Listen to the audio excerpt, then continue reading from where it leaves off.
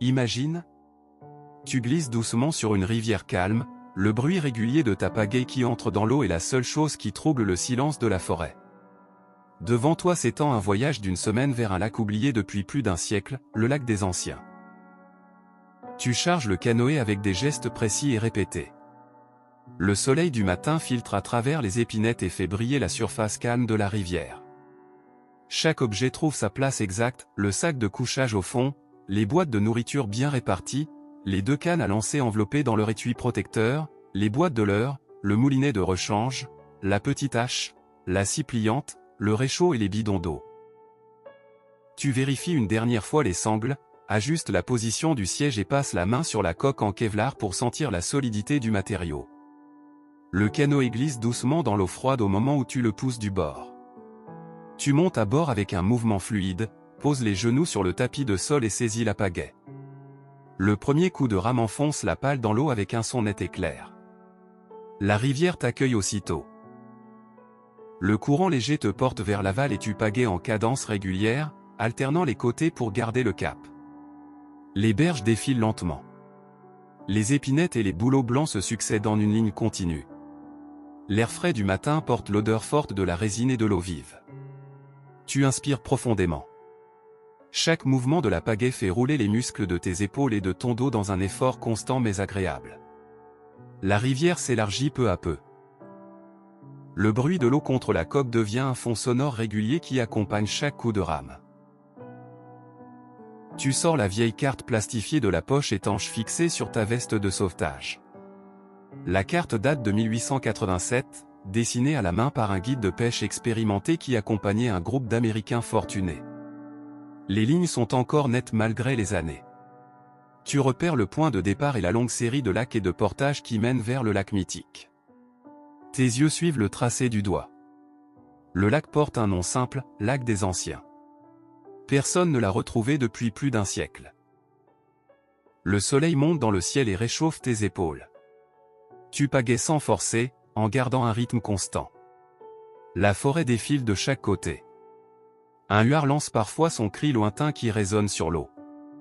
Tu continues à avancer, les yeux fixés sur les méandres de la rivière. Le courant t'aide parfois, puis ralentit dans les sections plus larges. Tu ajustes la trajectoire avec de petits coups de pagaie précis. Vers midi, tu atteins le premier portage. Tu tires le canoë sur la rive rocheuse, le vides entièrement et le hisses sur tes épaules avec la technique habituelle. Le poids repose sur ta nuque et tes hanches. Tu marches sur le sentier étroit, les bottes écrasant les aiguilles de pin sèches. La chaleur du soleil traverse les arbres et fait perler la sueur sur ton front. Le portage dure une vingtaine de minutes. Tu déposes le canoë de l'autre côté, retournes chercher les sacs et refais le trajet une deuxième fois. Une fois tout rechargé, tu relances le canoë à l'eau. Tes muscles chauffent agréablement. Tu reprends la pagaie et continues la descente. L'après-midi s'étire lentement. La lumière change peu à peu, devenant plus dorée. Les ombres des arbres s'allongent sur l'eau. Tu cherches un endroit convenable pour le premier campement. Une petite baie abritée apparaît sur la rive droite, avec une plage de galets et un espace plat entouré d'épinettes. Tu diriges le canoë vers la rive. La coque racle doucement les galets. Tu descends dans l'eau froide qui monte jusqu'à tes genoux. Tu tires le canoë sur la plage et commences à décharger. Le soleil descend déjà derrière les arbres. Tu ramasses du bois sec, construis un foyer avec des pierres et allumes un feu. Les flammes montent rapidement. L'odeur de la fumée de pin remplit l'air. Tu dresses la tente sur un tapis d'aiguille, déroules le sac de couchage à l'intérieur et prépares le repas du soir, une truite que tu viens de pêcher au lancer, cuite directement sur une pierre plate près du feu. Tu manges lentement, assis sur une bûche, en regardant la rivière qui coule devant toi. La lumière du soir colore l'eau en teintes rose et orange. Une fois le repas terminé, tu nettoies le matériel et ranges chaque objet avec soin. Tu t'assois près du feu, la vieille carte dépliée sur tes genoux. À la lueur des flammes, tu examines encore une fois le tracé. Les annotations du guide de pêche de 1887 indiquent un camp important à mi-chemin, un endroit où des Américains fortunés venaient pêcher chaque automne. Tu restes longtemps près du feu à regarder les braises. La nuit tombe complètement. Le ciel s'emplit d'étoiles. Tu ajoutes une dernière bûche, fermes la tente et t'allonges dans le sac de couchage. Le bruit de la rivière accompagne tes pensées. Tes muscles se détendent après cette première journée de voyage. Le sommeil vient lentement, profond et calme. Demain, la rivière t'attend encore. Le lendemain matin, tu ouvres les yeux lentement à l'intérieur de la tente. La lumière du jour filtre à travers la toile en un halo doux et pâle. Pendant quelques instants, tu restes allongé, à écouter le bruit régulier de la rivière qui coule tout près. Tes muscles sont encore un peu raides après la première journée de pagayage, mais cette fatigue reste agréable. Tu inspires profondément l'air frais qui entre par la petite ouverture de la tente et remarques l'odeur des épinettes et de la rosée du matin. Tu sors du sac de couchage, enfiles un pull épais et ouvres la tente. Le soleil est déjà levé, mais encore bas. La rivière brille calmement devant toi. Tu ramasses du bois sec autour du campement et rallumes le feu. Les flammes prennent rapidement et montent avec un craquement clair. Tu remplis la petite cafetière avec de l'eau de la rivière et la poses sur les pierres près du feu. Pendant que le café chauffe, tu prépares un petit déjeuner simple, des flocons d'avoine mélangés à du miel et quelques noix que tu fais chauffer dans une petite poêle. L'odeur du café et de l'avoine chaude se répand dans l'air frais du matin. Tu manges lentement, assis sur une bûche, en regardant la rivière. Le café est fort et réconfortant. Tu bois plusieurs gorgées chaudes tout en observant la lumière qui monte peu à peu sur l'eau. Un huard lance son cri lointain qui résonne sur la surface calme. Tu finis ton repas, nettoies la vaisselle dans la rivière et ranges chaque objet avec soin. Tu plies la tente avec méthode, roules le sac de couchage, charges tout dans le canoë en répartissant le poids de façon équilibrée. Tu vérifies une dernière fois que rien n'est oublié sur la plage de galets. Le canoë est prêt. Tu le pousses doucement dans l'eau, montes à bord et saisis la pagaie. Le premier coup de rame fend l'eau avec un bruit sourd et profond. La rivière t'accueille à nouveau, plus large et plus lente que la veille. Tu pagaies en cadence régulière. La forêt change peu à peu d'aspect. Les épinettes deviennent plus hautes et plus denses, tandis que des bouleaux blancs apparaissent en plus grand nombre. Le courant est plus paisible ici. Tu avances sans forcer, laissant le canoë glisser sur l'eau calme. La lumière du matin traverse les arbres et crée des reflets dorés à la surface de la rivière. Un huard lance son cri lointain qui résonne longuement. Vers midi, tu atteins le deuxième portage. Tu tires le canoë sur la rive rocheuse, le vides entièrement et le hisses sur tes épaules avec la technique habituelle. Le poids repose sur ta nuque et tes hanches. Tu marches sur le sentier étroit, les bottes écrasant les aiguilles de pin sèches. La chaleur du soleil traverse les arbres et fait perler la sueur sur ton front. Le portage dure une vingtaine de minutes. Tu déposes le canoë de l'autre côté, retournes chercher les sacs et refais le trajet une deuxième fois. Une fois tout rechargé, tu relances le canoë à l'eau. Tes muscles chauffent agréablement. Tu reprends la pagaie et continues la descente. L'après-midi s'étire lentement. La lumière change peu à peu, devenant plus dorée. Les ombres des arbres s'allongent sur l'eau. Tu cherches un endroit convenable pour le deuxième campement. Une petite baie abritée apparaît sur la rive droite, avec une plage de galets et un espace plat entouré d'épinettes. Tu diriges le canoë vers la rive. La coque racle doucement les galets. Tu descends dans l'eau froide qui monte jusqu'à tes genoux. Tu tires le canoë sur la plage et commences à décharger. Le soleil descend déjà derrière les arbres. Tu remarques une ancienne clairière envahie par la végétation un peu plus loin. Au centre se dressent les restes d'une vieille érablière abandonnée, plusieurs cabanes en bois gris, un grand évaporateur rouillé et des seaux en métal encore suspendus à certains troncs. Tu décides d'y installer le campement pour la nuit. Tu transportes ton matériel dans l'une des cabanes encore relativement intactes. Le toit tient bon et le plancher est sec. Tu fais un feu dans le vieux poêle en fonte qui se trouve encore là et prépares le repas du soir, une boîte de conserve de bœuf et de légumes que tu fais réchauffer directement dans la poêle. L'odeur du repas chaud remplit la vieille cabane. Tu manges assis sur une caisse en bois, en regardant par la fenêtre sans vitre.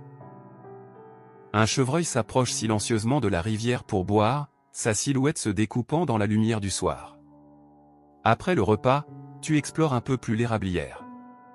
Tu découvres plusieurs seaux en métal encore accrochés au tronc et une vieille pancarte en bois à moitié effacée qui indique « Camp des érables 1928 ». Tu ramasses quelques objets intéressants, une vieille cuillère en bois et un petit carnet de notes presque illisible laissé par l'ancien propriétaire de l'érablière. La nuit tombe complètement. Tu ajoutes du bois dans le poêle et t'allonges sur le plancher de la cabane, le sac de couchage déroulé sous toi. Le bruit de la rivière reste audible au loin, mais plus étouffé. Le poêle craque doucement et diffuse une chaleur régulière. Tu restes longtemps éveillé, à écouter les bruits de la forêt autour de l'ancienne érablière. Le sommeil arrive lentement, profond et calme. Demain, la rivière t'attend encore. Le lendemain matin, tu ouvres les yeux lentement à l'intérieur de la vieille cabane de l'érablière. La lumière du jour filtre à travers les planches disjointes et éclaire le plancher poussiéreux. Tu restes allongé quelques instants, à écouter le bruit lointain de la rivière et le chant des oiseaux dans les arbres. Tes muscles sont endoloris après 2 jours de pagayage et de portage, mais cette douleur reste satisfaisante. Tu rallumes le feu dans le vieux poêle en fonte, fais chauffer de l'eau et prépares un café fort. Tu manges le reste des flocons d'avoine de la veille, puis tu ranges méthodiquement tout le matériel dans le canoë. Avant de partir, tu jettes un dernier regard à l'érablière abandonnée, les seaux rouillés encore accrochés au tronc, la pancarte effacée de 1928, le carnet de notes presque illisible laissé par l'ancien propriétaire. Tu refermes la porte de la cabane derrière toi et pousses le canoë dans l'eau. La rivière reprend son cours. Tu pagaies en cadence régulière. Après quelques kilomètres, la rivière s'élargit et débouche sur un lac plus grand, le premier véritable lac de ton expédition. L'eau est calme, presque miroir. Tu ranges la pagaie un instant et laisses le canoë dériver lentement au milieu du lac. Le silence est impressionnant. Seuls quelques cris d'oiseaux et le clapotis très doux de l'eau contre la coque se font entendre. Tu sors la vieille carte et l'étudies attentivement. D'après les annotations du guide de pêche de 1887, ce lac est le premier d'une série de 3 qui mènent au lac des Anciens. Tu pagaies vers le nord en suivant la rive. La forêt est dense et sombre. Tu aperçois des traces du passé. Un vieux piquet de bois planté dans l'eau, une marque de hache sur un tronc, des restes d'un campement sur une pointe. Vers midi, tu atteins l'extrémité nord du lac. Un petit ruisseau en sort, mais la carte indique clairement un portage sur la gauche. Tu tires le canoë sur une plage de galets et commences le portage. Le sentier est presque disparu, envahi par la végétation. Tu dois faire plusieurs allers-retours pour transporter tout le matériel. La chaleur est plus forte aujourd'hui.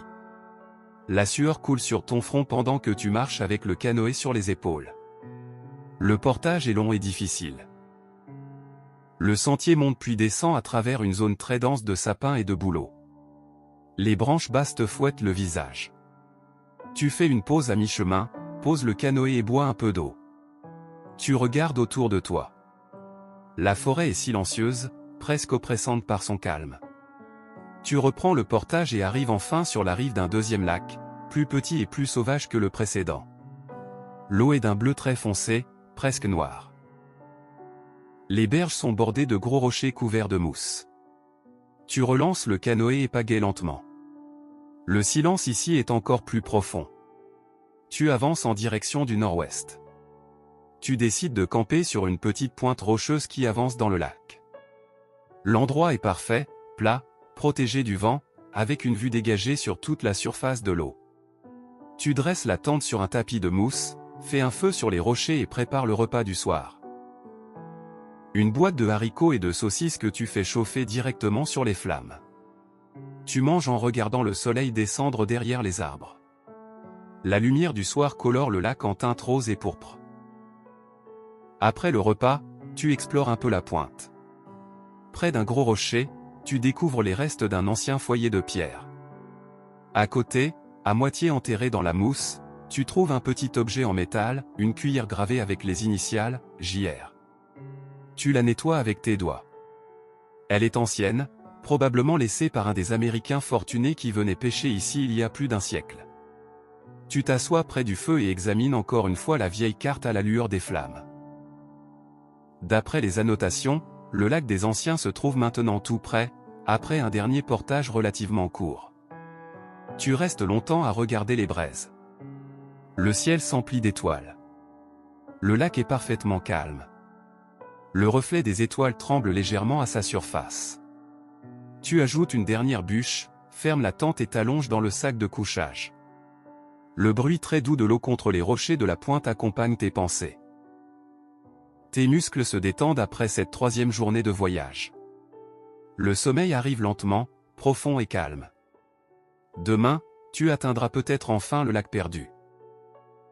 Le lendemain matin, tu ouvres les yeux lentement à l'intérieur de la tente installée sur la pointe rocheuse du deuxième lac. La lumière du jour filtre à travers la toile et crée un halo pâle autour de toi. Tu restes allongé quelques instants, à écouter le clapotis très doux de l'eau contre les rochers. Tes muscles sont lourds après 3 jours de pagayage et de portage, mais cette lourdeur reste satisfaisante. Tu inspires profondément l'air frais qui entre par l'ouverture de la tente et remarques l'odeur des épinettes et de l'eau du lac. Tu sors du sac de couchage, enfiles un pull épais et ouvres la tente. Le soleil est déjà levé, mais encore bas sur l'horizon. Le lac s'étend devant toi, calme et sombre. Tu rallumes le feu sur les rochers, fais chauffer de l'eau et prépares un café fort. Pendant que le café infuse, tu manges le reste des flocons d'avoine. L'odeur du café se mélange à celle de la forêt humide du matin. Tu bois plusieurs gorgées chaudes tout en observant la surface du lac. Un huard lance son cri lointain qui résonne longuement sur l'eau. Une fois le repas terminé, tu nettoies la vaisselle dans le lac et commences à démonter le campement. Tu plies la tente avec méthode, roules le sac de couchage, charges tout dans le canoë en répartissant le poids avec soin. Tu vérifies une dernière fois que rien n'est oublié sur la pointe rocheuse. Le canoë est prêt. Tu le pousses doucement dans l'eau, monte à bord et saisis la pagaie. Le premier coup de rame fend l'eau avec un bruit sourd et profond. Le lac t'accueille à nouveau. Tu pagaies en cadence régulière. Le lac est plus grand que tu ne l'imaginais.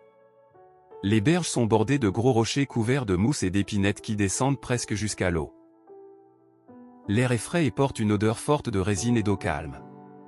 Tu continues à avancer vers le nord-ouest, suivant les indications de la vieille carte. Le silence est total, seulement troublé par le bruit régulier de la pagaie qui entre dans l'eau. Après plus de 2 heures de navigation, tu aperçois une petite baie profonde sur la rive gauche. La carte indique clairement que le camp principal se trouve à cet endroit. Tu diriges le canoë vers la baie. La coque touche le vieux ponton en bois pourri avec un craquement sourd. Tu descends et attaches l'embarcation à un pilier encore solide. Tu restes immobile un long moment, à observer les bâtiments. Le camp des Américains fortunés est là, silencieux et envahi par la végétation après plus d'1 siècle d'abandon. Des structures en bois gris apparaissent entre les arbres, un grand bâtiment principal, plusieurs cabanes plus petites, un entrepôt et les restes d'un quai plus important. La forêt a repris une grande partie du site, mais les constructions principales tiennent encore debout. Tu commences l'exploration par le bâtiment principal. La porte en bois est entr'ouverte. Tu la pousses doucement. L'intérieur est sombre et sent le bois humide, la poussière et la moisissure ancienne. La grande salle à manger est encore reconnaissable, une longue table en bois massif, des chaises renversées, un poêle en fonte imposant au fond de la pièce. Des toiles d'araignée pendent du plafond. La lumière du jour entre par les fenêtres sales et crée des rayons obliques dans la poussière. Tu avances lentement entre les meubles. Sur la table, tu trouves des assiettes en porcelaine cassée et des couverts en argent terni. Tu ramasses un couteau dont le manche en os est gravé d'initiales. Tu continues vers les chambres attenantes. Les lits en bois sont encore là, les matelas depuis longtemps rongés par l'humidité. Sur l'un des murs, une photo jaunie est accrochée, un groupe d'hommes en costume et chapeau posant fièrement avec de grosses truites. Tu passes ensuite aux cabanes des guides. Elles sont plus petites et plus rustiques. Dans l'une d'elles, tu découvres une caisse en métal encore fermée. Tu l'ouvres avec précaution. À l'intérieur se trouvent des registres de pêche, des lettres et quelques photos. Tu t'assois sur une vieille chaise et commences à feuilleter les documents.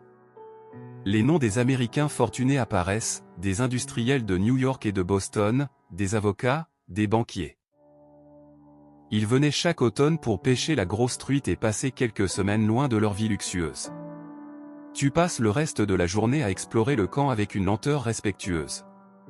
Tu découvres l'entrepôt où étaient entreposées les provisions, le petit atelier de réparation des cannes à lancer, et même les restes d'une cuisine extérieure.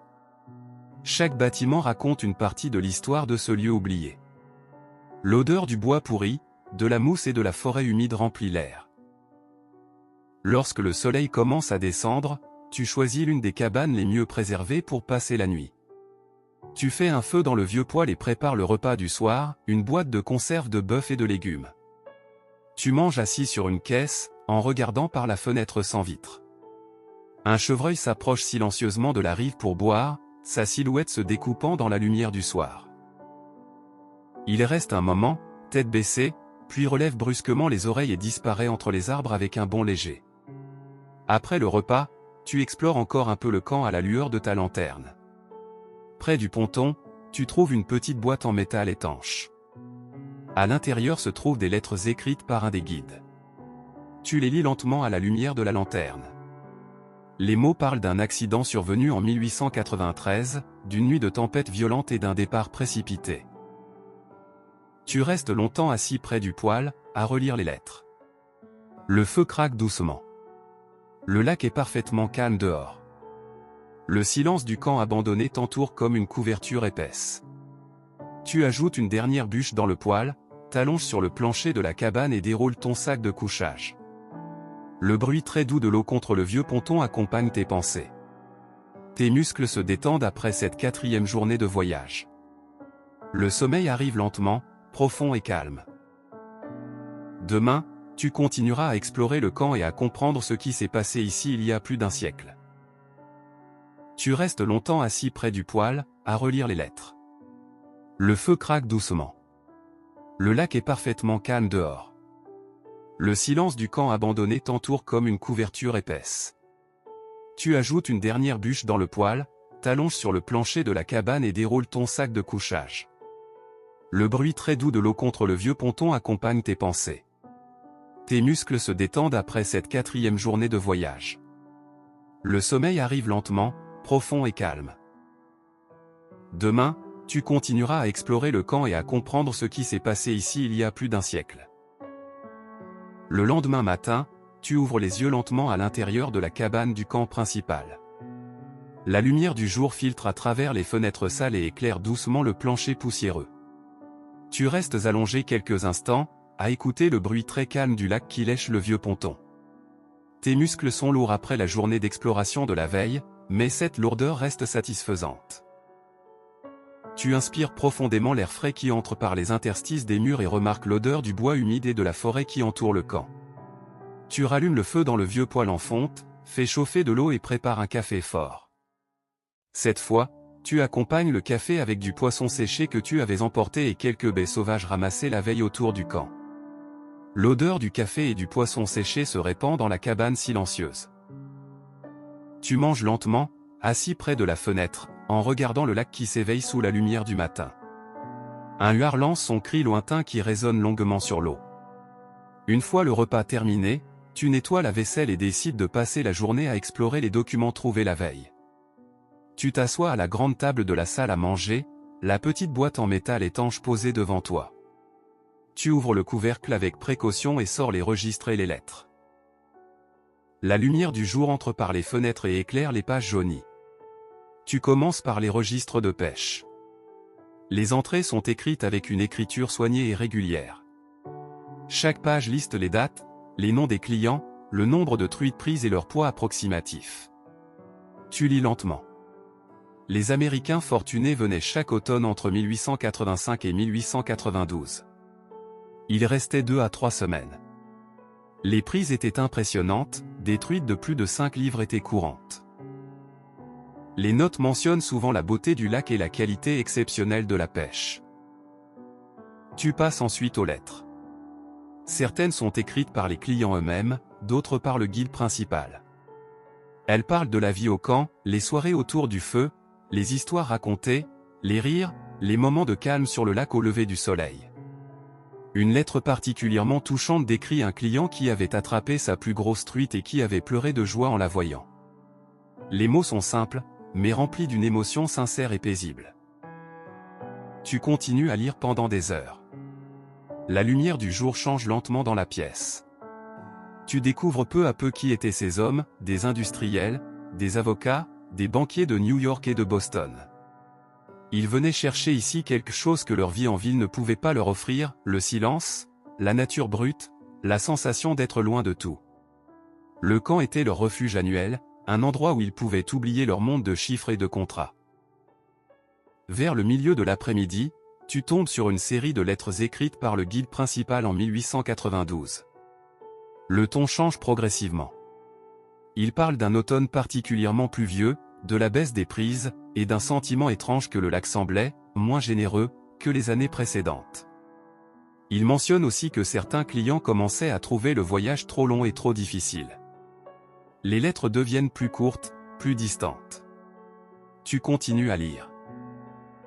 Une dernière lettre, datée d'octobre 1892, annonce que le groupe ne reviendra pas l'année suivante. Le guide écrit simplement « Les messieurs disent que le lac a changé. Ils préfèrent aller plus au sud dorénavant. » Il n'y a aucune explication dramatique, seulement une décision calme et définitive. Le camp avait été abandonné peu après, sans jamais être rouvert. Tu restes longtemps assis à la table, les lettres étalées devant toi. La lumière du soir entre par les fenêtres et colore les pages jaunies d'une teinte rose et dorée. Tu comprends maintenant que le mystère n'est pas tragique. Le camp n'a pas été abandonné à cause d'un drame soudain. Il a simplement été oublié, comme tant d'autres endroits lorsque les modes changent et que les gens riches trouvent de nouveaux terrains de jeu. Tu ranges les lettres avec soin dans la boîte métallique et la refermes. Tu sors de la cabane et marches lentement jusqu'au ponton. Le lac est parfaitement calme sous la lumière du soir. Tu t'assois sur le bois usé et regardes l'eau. Le reflet des arbres et du ciel tremble doucement à la surface. Tu restes là un long moment, à laisser toutes les pièces du puzzle se mettre en place dans ton esprit. Le camp n'était pas maudit. Il était simplement devenu inutile aux yeux de ceux qui le fréquentaient. Le lac des Anciens, le vrai lac perdu, se trouve encore un peu plus loin, après un dernier portage. Tu retournes dans la cabane, fais un feu dans le poêle et prépare un repas simple. Tu manges lentement, assis près de la fenêtre, en regardant le lac qui s'assombrit peu à peu. La nuit tombe complètement. Le ciel s'emplit d'étoiles. Tu ajoutes une dernière bûche dans le poêle, t'allonges sur le plancher et déroules ton sac de couchage. Le bruit très doux de l'eau contre le vieux ponton accompagne tes pensées. Tes muscles se détendent après cette 5e journée de voyage. Le sommeil arrive lentement, profond et calme. Demain, tu continueras à explorer le camp et à comprendre ce qui s'est réellement passé ici il y a plus d'un siècle. Le lendemain matin, tu ouvres les yeux lentement à l'intérieur de la cabane du camp principal. La lumière du jour filtre à travers les fenêtres sales et éclaire doucement le plancher poussiéreux. Tu restes allongé quelques instants, à écouter le bruit très calme du lac qui lèche le vieux ponton. Tes muscles sont lourds après la journée d'exploration de la veille, mais cette lourdeur reste satisfaisante. Tu inspires profondément l'air frais qui entre par les interstices des murs et remarques l'odeur du bois humide et de la forêt qui entoure le camp. Tu rallumes le feu dans le vieux poêle en fonte, fais chauffer de l'eau et prépares un café fort. Cette fois, tu accompagnes le café avec une bannique que tu fais cuire directement sur la plaque du poêle, mélangée à des baies sauvages que tu as ramassées la veille autour du camp. L'odeur de la bannique chaude se répand dans la cabane silencieuse. Tu manges lentement, assis près de la fenêtre, en regardant le lac qui s'éveille sous la lumière du matin. Un huard lance son cri lointain qui résonne longuement sur l'eau. Une fois le repas terminé, tu nettoies la vaisselle et décides de passer la journée à explorer les bâtiments les plus éloignés du camp. Tu commences par une petite cabane de guide située en retrait dans la forêt. La porte est coincée par la végétation. Tu la pousses avec l'épaule et entres. L'intérieur est très simple. Un lit étroit, une petite table et une étagère remplie de carnets et d'outils. Tu ouvres un carnet.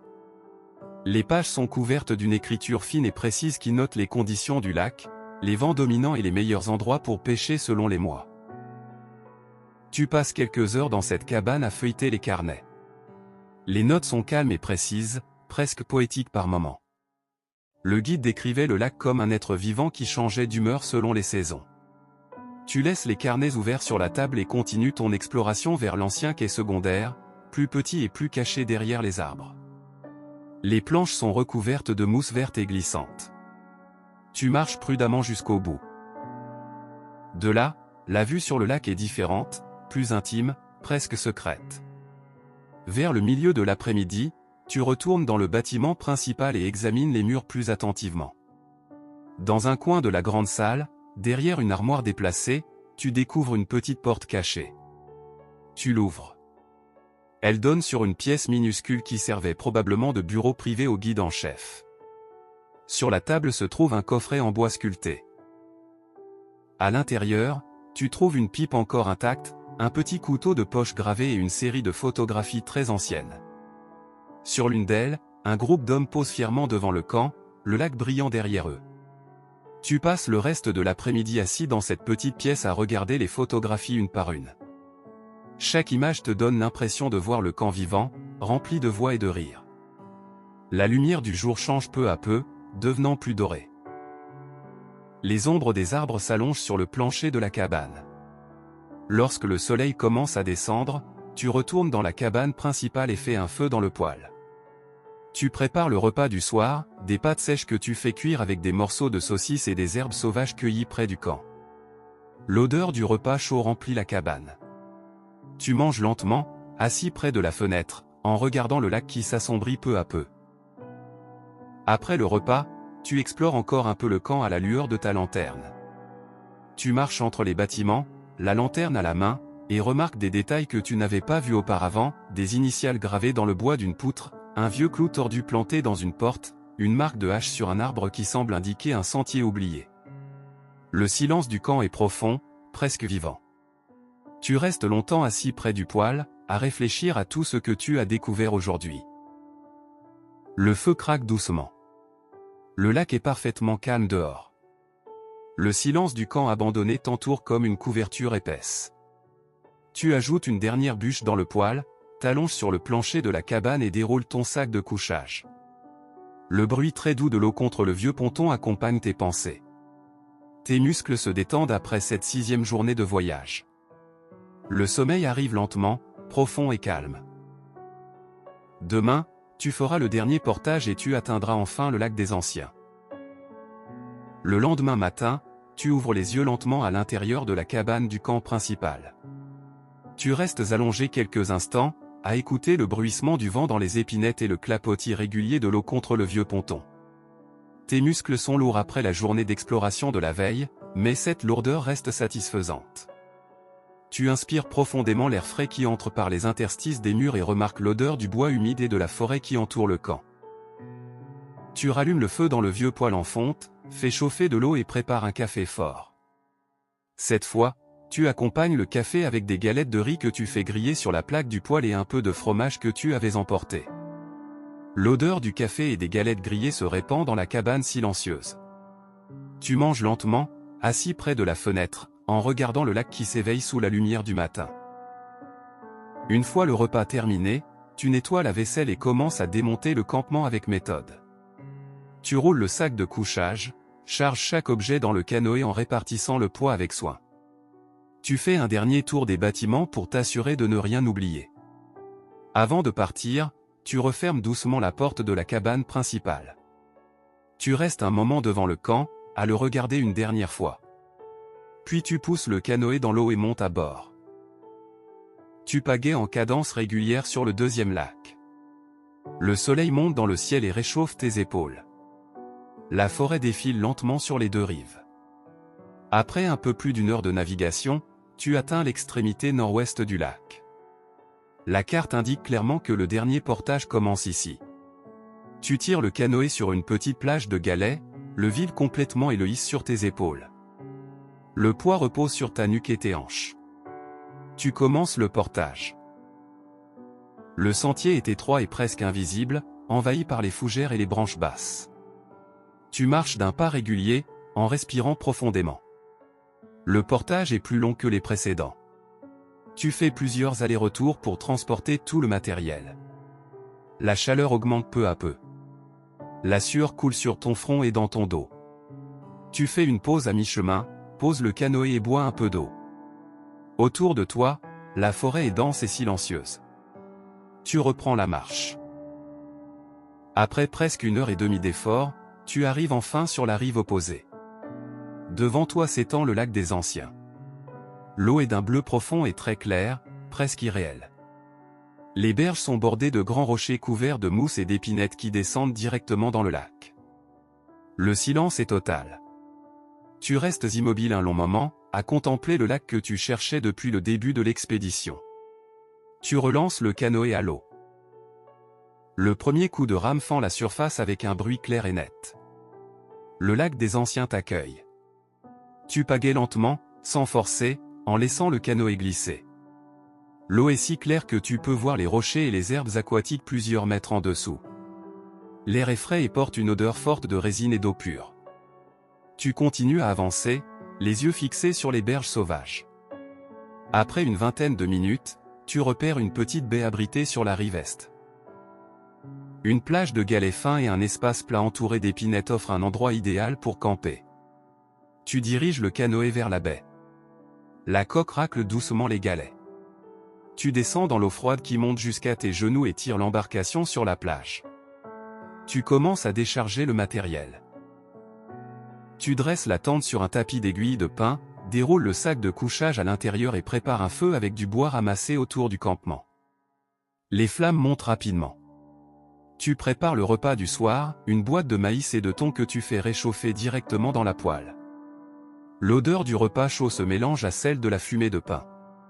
Tu manges lentement, assis sur une pierre plate, en regardant le lac des Anciens qui s'étend devant toi. Le lac est parfaitement calme.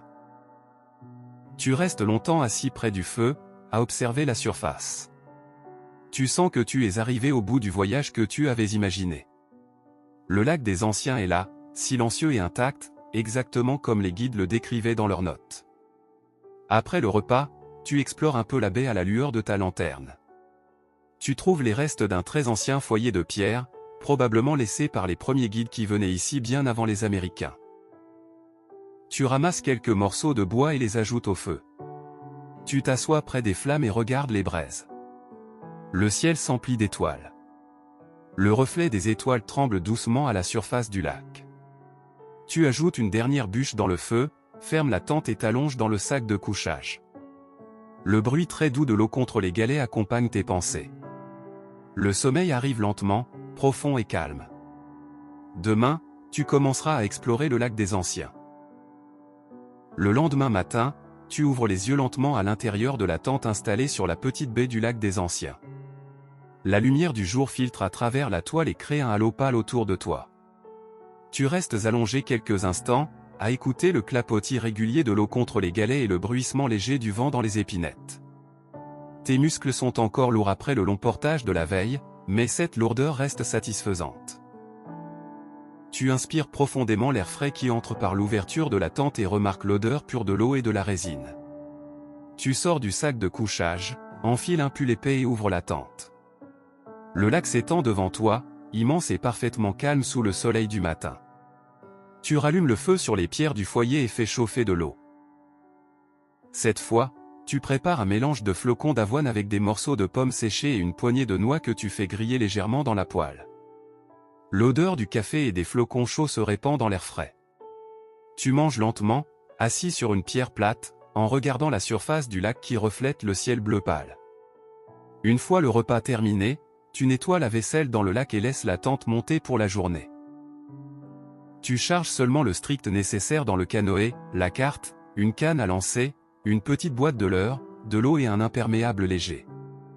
Tu pousses l'embarcation dans l'eau froide et montes à bord. Le premier coup de rame fend la surface avec un bruit net et clair. Le lac des Anciens t'accueille pour une journée entière d'exploration. Tu pagaies sans forcer, en suivant la rive. Le lac est beaucoup plus vaste que tu ne l'imaginais depuis la carte. Les berges sont composées de grands rochers arrondis couverts de mousse verte et d'épinettes qui plongent presque directement dans l'eau. L'eau est d'une transparence exceptionnelle, tu peux voir le fond rocheux plusieurs mètres sous le canoë. tu avances lentement, en observant chaque détail de la côte. Après une heure de navigation, une petite baie cachée apparaît derrière un promontoire rocheux. Tu diriges le canoë vers elle. La baie est étroite et protégée, avec une plage de galets très fins et une clairière entourée d'arbres. Tu descends et attaches le canoë à un rocher. Tu explores la baie à pied. L'endroit est calme et intime. Tu remarques des traces très anciennes sur les rochers, des marques de feu et des inscriptions presque effacées gravées dans la pierre. Ces signes semblent plus vieux que le camp des Américains. Tu passes la main sur la pierre froide et lisse. Le lac garde ici des souvenirs plus anciens encore. Tu remontes dans le canoë et continues ton exploration. Plus loin, une série de petits îlots rocheux émergent de l'eau. Tu navigues entre eux. Sur l'un des îlots, tu trouves les restes d'un très ancien foyer de pierre, construit avec des roches plates disposées en cercle. Tu t'assois un moment sur l'îlot et regardes le lac autour de toi. Le silence est absolu. Aucun bruit humain ne trouble l'endroit. Vers le milieu de la journée, tu décides de pêcher. Tu lances ta ligne dans une zone plus profonde près d'un îlot. La canne plie presque immédiatement. Tu ramènes une truite magnifique, épaisse et brillante, aux couleurs vives. Tu rentres vers ton campement principal en pagayant tranquillement, la truite attachée à une corde dans l'eau froide. De retour à la baie, tu nettoies le poisson sur la plage de galets. Tu prépares le repas du soir, la truite fraîche grillée directement sur les pierres chaudes du foyer avec un peu de sel et des herbes sauvages cueillies sur place. L'odeur du poisson grillé se mélange à celle de la fumée de pain. Tu manges lentement, assis sur une pierre, en regardant le lac qui change de couleur sous la lumière du soir. Après le repas, tu explores encore un peu la rive près du camp. Tu découvres un sentier presque invisible qui monte dans la forêt. Tu le suis sur une centaine de mètres et tombes sur un petit plateau rocheux. Là, gravé dans une grande pierre plate, tu vois plusieurs inscriptions très anciennes, des initiales, des dates effacées et un dessin simple représentant un poisson. Ces marques datent probablement d'avant l'arrivée des Américains. Tu passes les doigts sur les rainures de la pierre et restes un long moment à réfléchir. La nuit tombe lentement. Tu retournes près du feu et ajoutes du bois. Les flammes montent haut et éclairent les arbres autour de toi. Tu restes assis longtemps à observer le lac sous les étoiles. Le reflet des constellations tremble à la surface de l'eau. Tu penses à tout le chemin parcouru depuis le début de l'expédition et à la chance d'être ici, seul, sur ce lac oublié. Tu ajoutes une dernière bûche dans le feu, fermes la tente et t'allonges dans le sac de couchage. Le bruit très doux de l'eau contre les galets accompagne tes pensées. Tes muscles se détendent après cette première journée complète sur le lac des Anciens. Le sommeil arrive lentement, profond et calme. Demain, tu continueras à explorer les rives les plus éloignées du lac. Le lendemain matin, tu ouvres les yeux lentement à l'intérieur de la tente. La lumière du jour filtre à travers la toile et crée un halo pâle autour de toi. Tu restes allongé un moment, à écouter le vent léger qui fait frémir les branches des épinettes et le clapotis tranquille de l'eau sur les galets. Tu sors du sac de couchage, enfiles un chandail épais et rallumes le feu sur les pierres du foyer. Tu fais réchauffer un bout de pain que tu tartines avec du beurre d'arachide. L'odeur monte dans l'air frais du matin. Tu manges lentement, assis sur une pierre plate, en regardant le lac des Anciens qui reflète le ciel bleu pâle. Une fois le repas terminé, tu nettoies la vaisselle et laisses la tente monter. Tu prends seulement un petit sac avec la carte, un couteau et une gourde. Aujourd'hui, tu veux explorer à pied, sans le canoë. Tu suis la rive vers le sud en marchant sur les rochers plats qui bordent le lac. Après une vingtaine de minutes, le terrain devient plus escarpé. Tu grimpes une petite falaise basse couverte de lichen gris. Une fois en haut, tu découvres un plateau caché que tu n'avais pas vu depuis l'eau. Le plateau est plat, entouré d'épinettes tordues par le vent, et presque entièrement recouvert d'un tapis de mousse épaisse. Tu avances lentement sur la mousse. Soudain, ton pied bute contre une pierre dure. Tu écartes la mousse avec la main et découvres une pierre taillée à la main, parfaitement rectangulaire. Tu continues à dégager la zone et réalises que tu te trouves au milieu des fondations d'un ancien camp très rudimentaire, bien plus vieux que tout ce que tu as vu jusqu'ici. Les pierres sont disposées en carrés précis, certaines encore jointées avec de la glaise séchée. tu explores le site avec une attention nouvelle. Dans un coin, tu trouves les restes d'un petit four en pierre construit directement dans le sol. À côté, une série d'outils rouillés, une hache à long manche, un poinçon et une vieille scie à main au métal noirci. Plus loin, gravé directement dans une grande dalle de granit, tu découvres des inscriptions très anciennes, des croix, des initiales presque effacées et un grand poisson avec des lignes qui semblent indiquer des courants. Les dates les plus lisibles remontent à 1812 et 1819. Tu t'assois sur la dalle de granit et passes la main sur les gravures. Le granit est froid et rugueux sous tes doigts. Près d'un gros rocher, tu trouves une petite boîte en métal rouillé, à moitié enfouie dans la mousse. Tu l'ouvres avec précaution. À l'intérieur se trouve un carnet aux pages jaunies, protégé par une couverture de cuir durci. C'est le journal de Joseph Moreau, daté de 1837. Tu t'assois sur la pierre et commences à lire lentement. Joseph Moreau était un guide solitaire qui venait ici seul chaque automne pendant plus de 20 ans. Il décrivait le lac comme un être vivant qui donne ou reprend selon le respect qu'on lui porte. Il parlait des truites énormes, des nuits passées sous les étoiles et de sa façon de vivre en harmonie avec cet endroit isolé. Les mots sont simples, presque poétiques, remplis d'une calme admiration pour ce lac qu'il considérait comme son territoire personnel. Tu passes le reste de la journée sur ce plateau, à lire le carnet page par page. La lumière change doucement, devenant plus dorée. Les ombres des arbres s'allongent sur la dalle de pierre. Tu découvres que Joseph Moreau venait ici bien avant l'arrivée des Américains fortunés. Il avait connu ce lac à une époque où presque personne ne le fréquentait. Il l'avait aimé, respecté et laissé intact. Vers la fin de l'après-midi, tu refermes le carnet avec soin et le remets dans la boîte métallique. Tu redescends vers ton campement principal en suivant un autre chemin. Tu longes une petite rivière qui se jette dans le lac. L'eau est claire et froide. Tu t'arrêtes pour observer, plusieurs truites stationnent dans le courant, parfaitement immobiles. Elles restent là, sans bouger, comme si elles faisaient partie du paysage. Tu les regardes un long moment sans lancer ta ligne. Aujourd'hui, tu veux seulement observer. De retour à la baie, tu rallumes le feu et prépares le repas du soir, des lentilles que tu fais cuire longuement avec des oignons séchés et un peu de lard que tu avais emporté. L'odeur riche et terreuse monte dans l'air du soir. Tu manges lentement, assis sur ta pierre habituelle, en regardant le lac qui prend des teintes orange et violet. Après le repas, tu restes près du feu à repenser à tout ce que tu as découvert aujourd'hui. Le journal de Joseph Moreau tourne dans ta tête. Tu comprends maintenant que ce lac a une histoire beaucoup plus longue et plus discrète que celle des Américains fortunés. Il a été connu, respecté et utilisé par des gens qui vivaient avec lui, pas seulement pour le plaisir. Tu ajoutes une dernière bûche dans le feu, fermes la tente et t'allonges dans le sac de couchage. Le bruit très doux de l'eau contre les galets accompagne tes pensées. Tes muscles se détendent après cette 9e journée de voyage. Le sommeil arrive lentement, profond et calme. Demain, tu iras explorer la partie la plus éloignée du lac, celle que la carte indique comme étant la plus profonde. Le lendemain matin, tu ouvres les yeux lentement à l'intérieur de la tente. La lumière du jour traverse la toile et éclaire le sac de couchage d'une lueur douce. Tu restes allongé un long moment, à écouter le vent qui fait craquer doucement les branches des épinettes au-dessus de toi. Aucun bruit de pagaie, aucun portage aujourd'hui.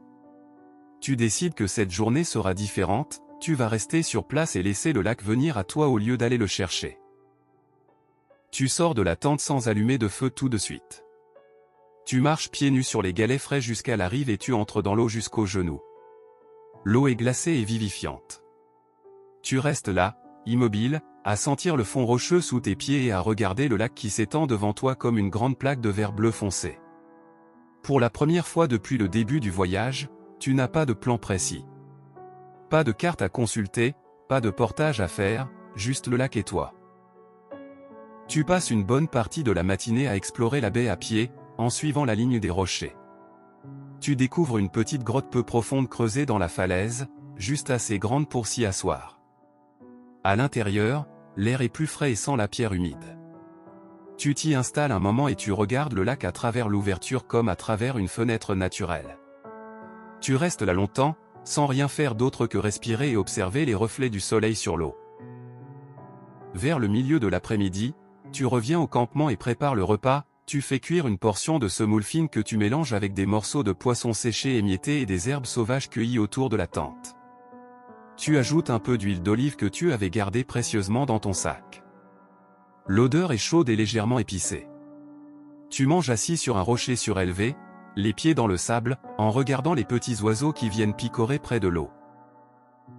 La journée passe lentement.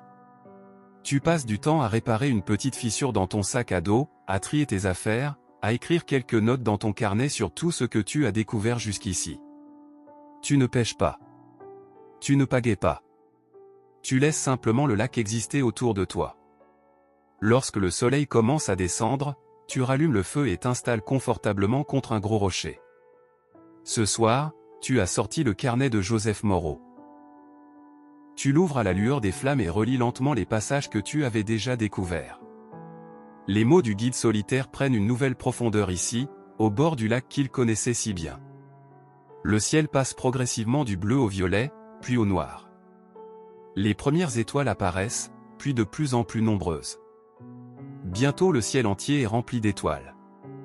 La Voie lactée est si dense qu'elle forme une large bande lumineuse au-dessus de ta tête. Le reflet des étoiles tremble doucement à la surface du lac, comme si le ciel et l'eau se répondaient en silence.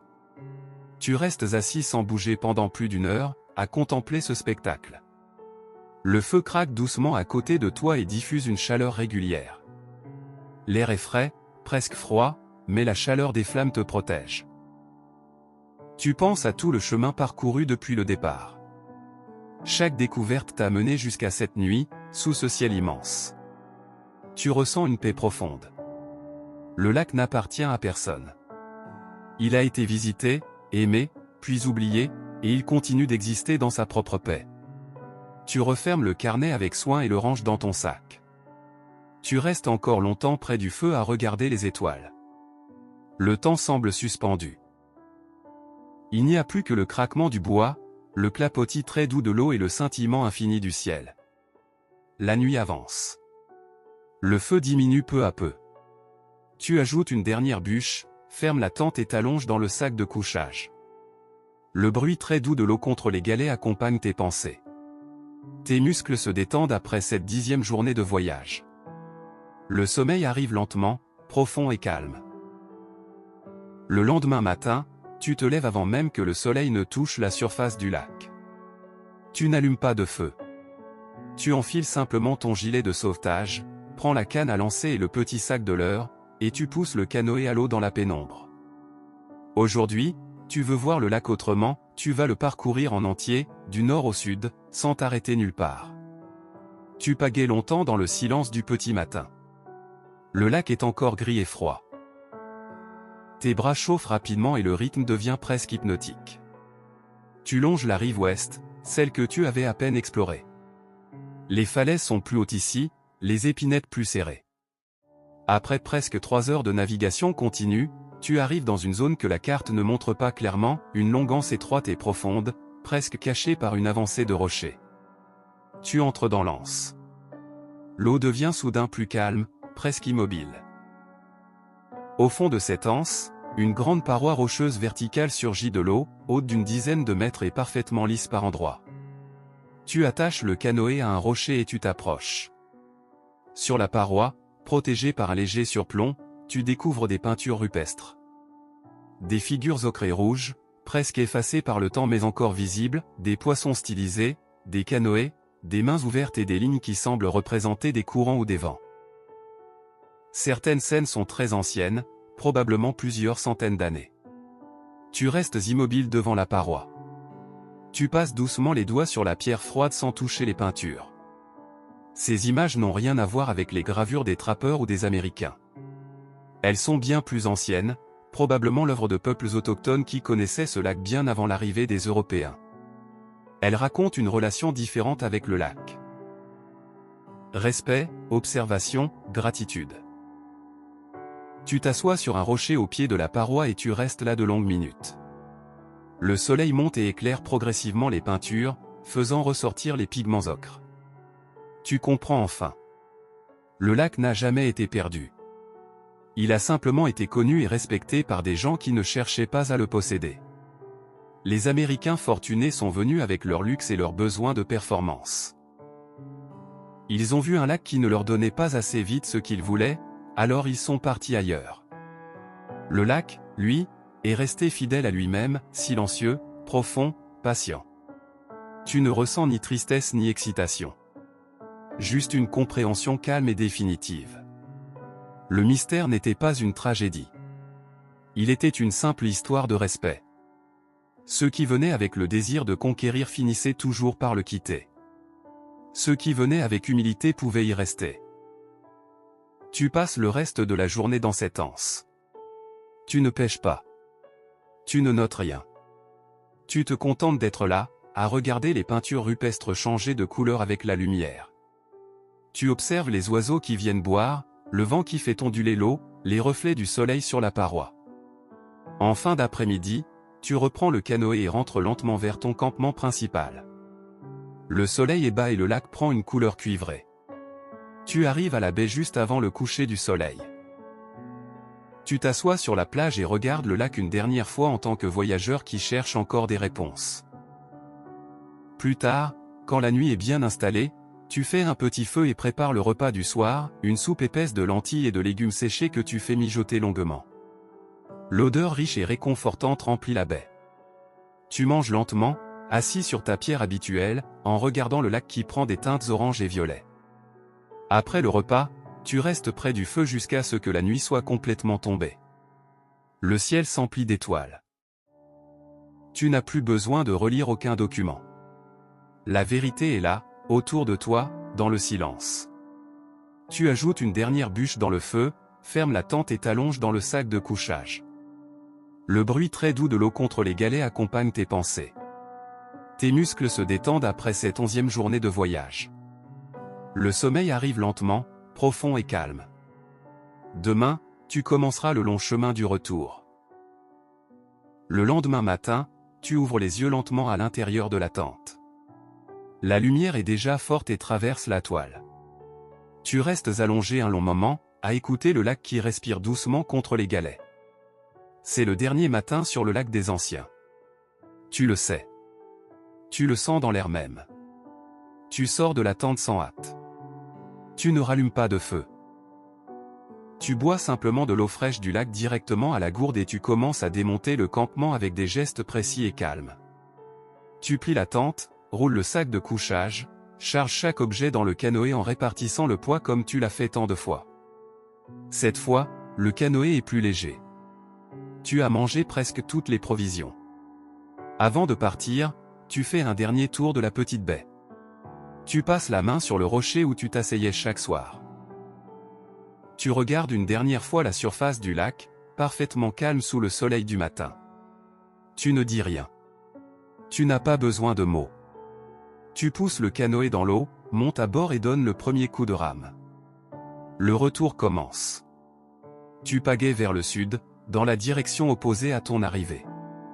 Le lac des Anciens glisse sous la coque comme s'il te laissait partir sans regret. Tu traverses l'anse où tu as découvert les peintures rupestres. Tu passes devant sans t'arrêter. Tu n'as plus besoin de regarder.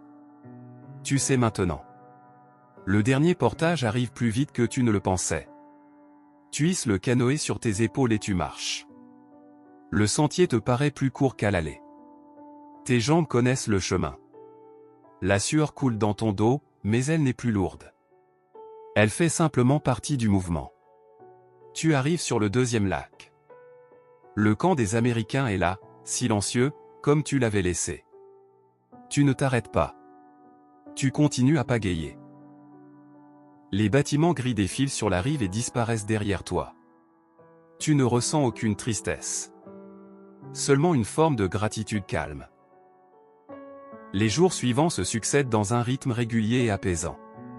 Tu refais les portages en sens inverse. Tu traverses les lacs que tu avais découverts à l'aller. Chaque coup de rame te rapproche du point de départ, mais tu ne te presses pas. Tu t'arrêtes souvent. Tu manges ce qu'il te reste, des galettes de riz avec du fromage, du poisson séché, quelques baies cueillies en chemin. Tu dors à des endroits différents chaque nuit. Une pointe rocheuse, une petite plage de sable, une clairière entourée d'épinettes. Chaque soir, tu allumes un feu et tu regardes les flammes. Tu penses à tout ce que tu as vécu. Tu penses aux peintures rupestres, aux lettres des Américains, au silence du lac. Tu sais maintenant que tu ne raconteras pas cette histoire à tout le monde. Tu ne publieras pas les coordonnées. Tu ne feras pas de vidéo. Le lac mérite de rester oublié pour ceux qui ne sauraient pas le respecter. Le 6e jour de retour, tu reconnais enfin la rivière du début. Le courant t'aide. Tu pagaies moins fort. Tu aperçois le petit quai de bois où tu avais lancé le canoë il y a 12 jours. Tu arrives au point de départ. Tu tires le canoë sur la berge, le vides complètement et le hisses sur le toit de la voiture. Tu ranges tout dans le coffre avec des gestes lents. Tu t'assois un moment sur le capot, une bouteille d'eau à la main, et tu regardes la rivière une dernière fois. Le lac est derrière toi. Il est toujours là, silencieux, intact. Tu démarres le moteur. La voiture roule doucement sur le chemin de terre. Tu ne mets pas de musique. Tu roules en silence, bercé par le bruit des pneus sur les graviers et le vent qui s'engouffre par la fenêtre ouverte. Tu souris légèrement. Tu sais que tu ne reviendras probablement jamais.